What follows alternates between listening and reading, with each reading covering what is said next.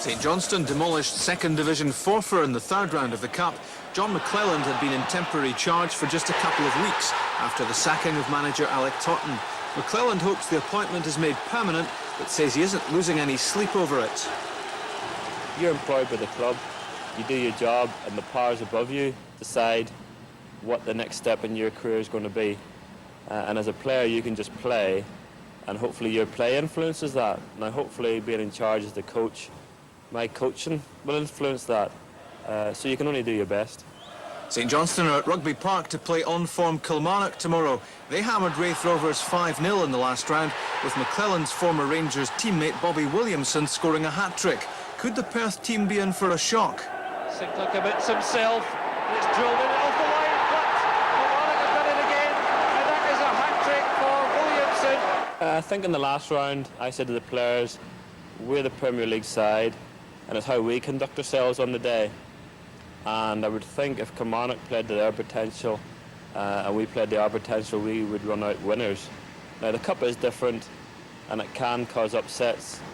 It's going to be a very tough game, but if we treat it in the right manner, I expect even if it did go to a replay, we should come out on top, all things being equal, which sometimes you can't say in the Cup. At Kilmarnock was nothing each, so only 5 goals in total in those 6 times being played today. Let's get a report now on that match at Rugby Park, Kilmarnock against St Johnstone, from Hazel Irvine. Yes, indeed, Dougie, goalless at Rugby Park, and the blue touch paper was never really lit here. Strangely, there wasn't the frantic atmosphere anticipated beforehand between two sides who hit 11 goals between them in the last round. The Killie defence, marshalled by man of the match Billy Stark, gave a composed and assured display against such dangerous individuals as Wright, John Davis and Vinnie Arkins.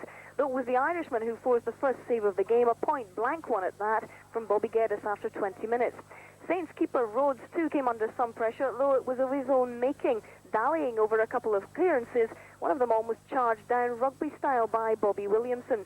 At the other end, Saints' John Davis forced Geddes to make another fine save, but all quiet on the goals front in the first 45. Well, with veteran striker George McCluskey suspended for Kilmarnock, Danny Crainie started the first game of the season up front, but he missed perhaps the best chance of the game. He was in the clear, but took too long with a shot as Saints players came galloping back. But up front, the Perth side was less animated and very ineffectual. Wright, Maskery and Arkins missed a succession of chances. Well, not many would have put this one down as a goalless draw, but that's how it finished, 0-0. Not many at Rugby Park would have put their fixed odds cross in the goalless draw column before this game. Goals seemed to be on the menu between Kilmarnock and St Johnstone, who'd hit 11 between them in the last round, but none were to be served up. Vinnie Arkins came closest for Saints in the first half. His second attempt, though, didn't trouble the Killie goal or its goalkeeper, Bobby Geddes. A point-blank save from Geddes, the Killie custodian in commanding form. At the other end, Andy Rhodes lived a little dangerously. Bobby Williamson, poised for the Parc des Princes type charge down. And speaking of rugby, the Killie support reckoned the St Johnstone goalie's challenge on one of their own was of the wrong code. Sean McSkimming picked up on the loose ball and proceeded to go down. Andy Rhodes was definitely not amused, but more importantly, referee Dougie Hope was unimpressed. No penalty. Killie were without the experience but suspended George McCluskey up front, his place in the 3-man attack taken by ex-Celt Danny Crainie. Crainie starting a game for the first time this season and almost finishing this flowing move in the style it would have deserved. But stylish too was the last effort of the first half.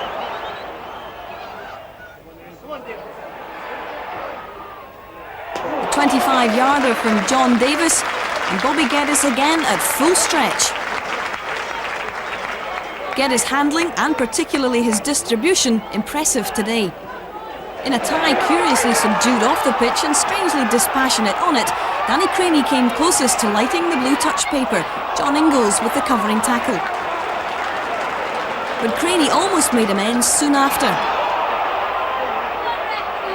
Twisting and turning, but his cross-come shot found no takers at the far post. After dominating possession for an hour and with nothing to show for it, Tommy Byrne's side faded slightly and allowed Maskery, Arkins and then Davis room to make chances, only to find them on an off day. John Davis's effort across the face of goal with Maskery and Arkins looking on. It was Paul Wright's delightful through ball and Davis very unlucky with the shot on the turn. But there was nothing unlucky, though, about the booking he received soon after. Bobby Williamson here in full flight. But the veteran striker taken down by Davis and the midfielder yellow carded. Gus MacPherson took the resultant free kick, Killie's last attack of the game, and found Rhodes well positioned for his well-placed effort. St Johnstone's final foray upfield too was unsuccessful. Paul Wright with the space and time, but for once, not the finish. St Johnstone's top marksman will get another chance in midweek. So, the only shock at Rugby Park today, the fact that this draw wasn't a scoring one. Well, man of the match, congratulations on that. But are you disappointed? You had so much possession but just lacked something up front today. I suppose ultimately we are a wee bit disappointed, Hazel. The tends to be that if a First Division team gets a Premier League team at home, then normally they have to do the business there. But we feel as if we're quite confident about going up to Perth and finishing the job up there. And I'm sure St Johnstone will be quite happy to come away with a draw today. Did you miss George McCluskey today? Well, Danny Crainie came in for his first start of the season and did exceptionally well. You know, he took a wee bit of time to find his rhythm and get into the game. But once he started playing, I thought he did exceptionally well. And really, at the end of the day, it was only his legs giving way a wee bit late on that cost us. But George is back for Wednesday night, so you know, hopefully he'll give us that wee bit extra.